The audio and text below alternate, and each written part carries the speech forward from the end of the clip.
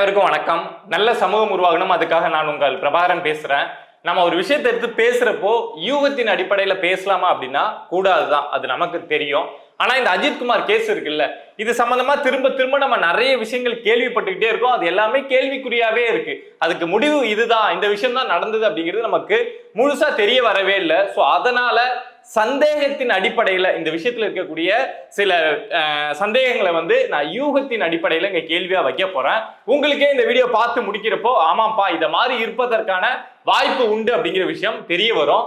என்னப்பா சொல்ல போற அப்படின்னா ஒண்ணும் கிடையாதுங்க. இப்போ நடந்திருக்குல்ல திருபுவனத்துல இந்த அஜித்குமார் லாக்அப் விசாரணை மரணம் நடந்திருக்குல்ல, சோ இதுக்கும் இந்து அறநிலையத்துறை அமைச்சராக இருக்கக்கூடிய சேகர் பாபு அவர்களுக்கும் தொடர்பு இருக்கு. சோ அதுவரை இந்த தொடர்பு நேரடி தொடர்பா அப்படின்னு தெரியல. நான் சொல்லக்கூடிய விஷயங்களை நீங்க கேட்டீங்க அப்படின்னா இது நடந்திருக்கலாம் அப்படிங்கிறது உங்களுக்கே புரிஞ்சிடும். என்ன அப்படின்னா இந்த அஜித்குமாரோட மரணம் அப்படிங்கிறது திட்டமிட்டு செய்யப்பட்ட ஒரு படுகொலை.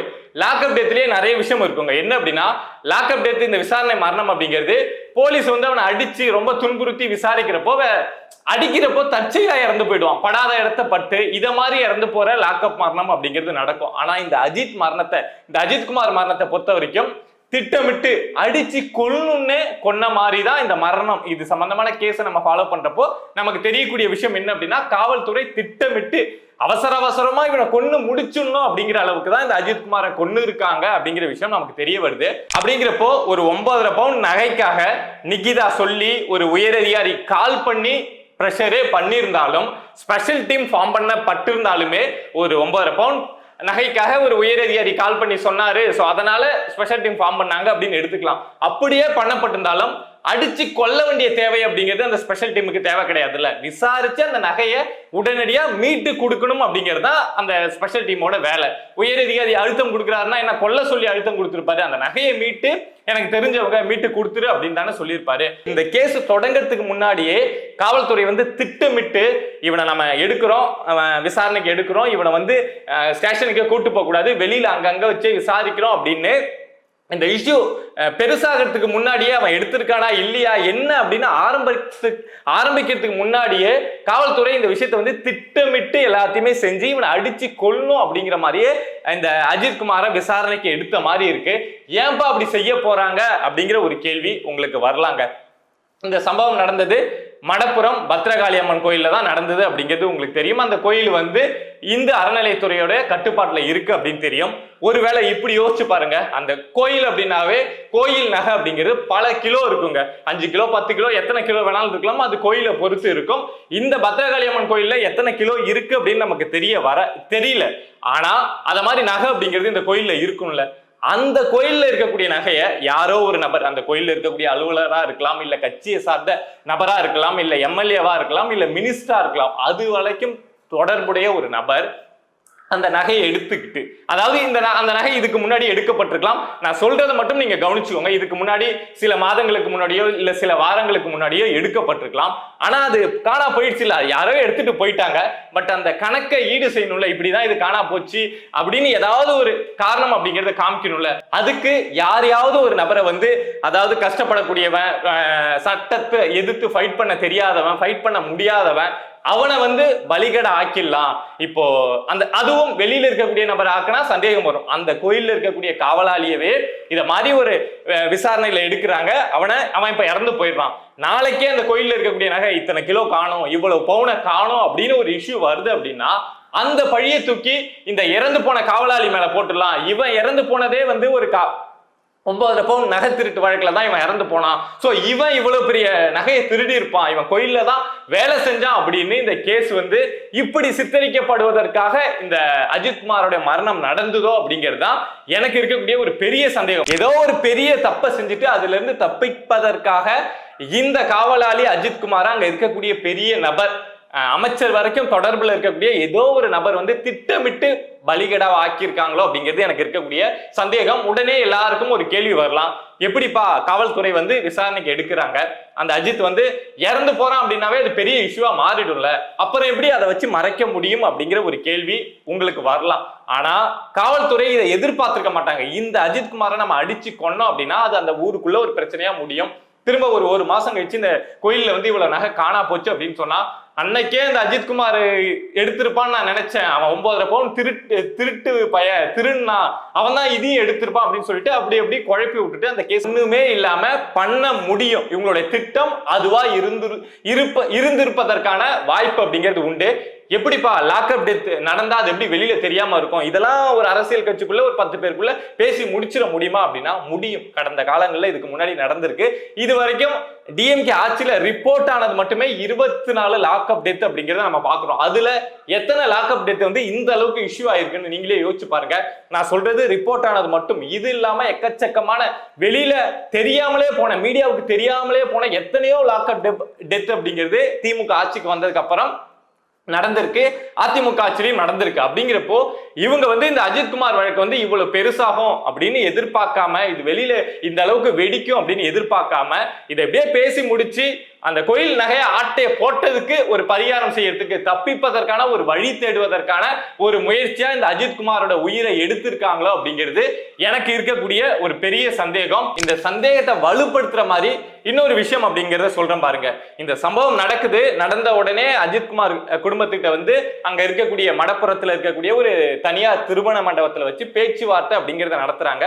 அதுல டிஎஸ்பி சண்முக சுந்தரம், இது இல்லாம 3 திமுக நிர்வாகிகள் இருக்காங்க.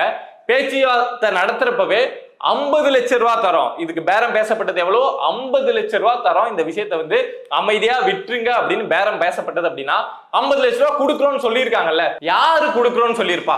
அந்த 3 திமுக நிர்வாகிகள், அங்க இருக்கக்கூடிய லோக்கல்ல இருக்க நிர்வாகிகளா 3 பேரும் எங்களுடைய கட்சி பேர் வீணா போயிடும், அதுக்காக நாங்க வந்து எங்களுடைய பணத்தை எடுத்து கொடுக்குறோம் அப்படின்னு சொல்லியிருப்பாங்க.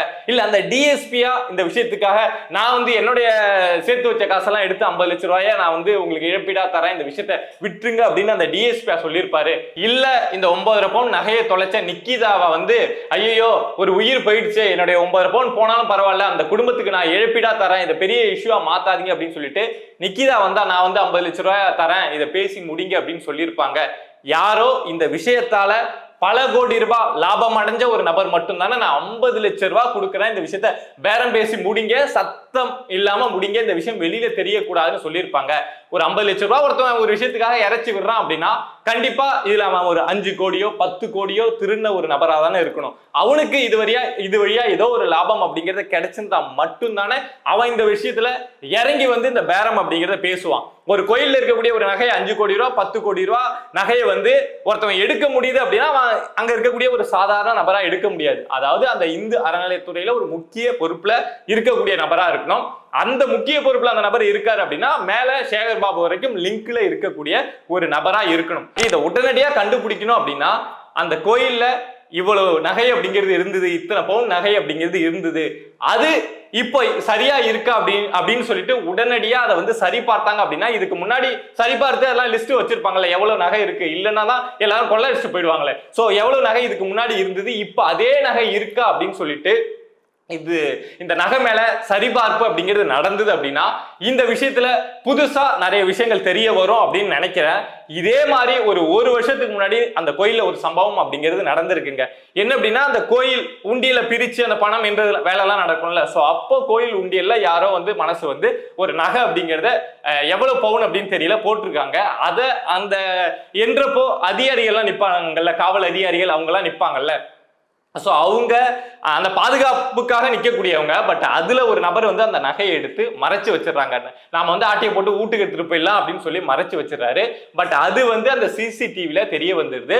அதுக்கப்புறம் அந்த அதிகாரிகிட்ட இருந்து அந்த நகை வந்து கைப்பற்றப்பட்டு அது வந்து ஒரு இஷ்யூ ஆகி அந்த லோக்கல்லே பேசி முடிக்கப்பட்டிருக்கு. அந்த அதிகாரிக்கு கூட இந்த சம்பவத்துல மாட்டினார்ல, அந்த அதிகாரிக்கு கூட இப்ப நடந்திருக்குல்ல இந்த அஜித்குமார் மரணம். சோ இந்த சம்பவத்துல பெரிய தொடர்பு இருக்கலாம் அப்படிங்கிறது எழக்கூடிய இன்னொரு சந்தேகம். ஒரு வேளை இப்படி ஒண்ணு இருந்தது அப்படின்னா ஆல்ரெடி என்ன நடந்தது அப்படின்னு தெரியாம என்னென்னமோ டைல்யூட் ஆகி இந்த கேஸ் அப்படிங்கிறது போயிடுச்சு.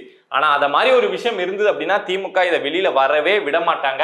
நம்ம இதுக்கு முன்னாடி எல்லாம் திமுக அரசை பார்த்து கேள்வி கேட்டோம்ல, அண்ணா யூனிவர்சிட்டி கேஸ்ல என்ன கேள்வி கேட்டோம், யார் அந்த சார் அப்படிங்கிற ஒரு கேள்வியை கேட்டோம். இந்த டாஸ்மாக் வழக்குல என்ன கேள்வியை கேட்டோம், யார் அந்த தியாகி, மக்களுடைய பணம் 1000 கோடி ரூபாய் ஆட்டைய போட்டது யார் அந்த தியாகி அப்படின்னு ஒரு கேள்வி கேட்டோம்.